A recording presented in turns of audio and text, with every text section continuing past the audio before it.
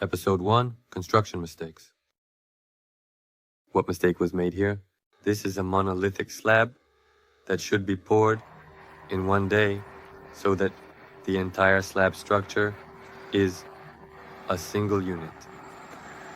And since there are metal reinforcements here, they all should be embedded within the concrete. As you can see here, they are left sticking out and do not contribute to supporting the slab.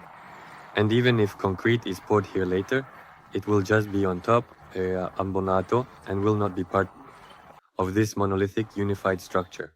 It will be separately poured concrete.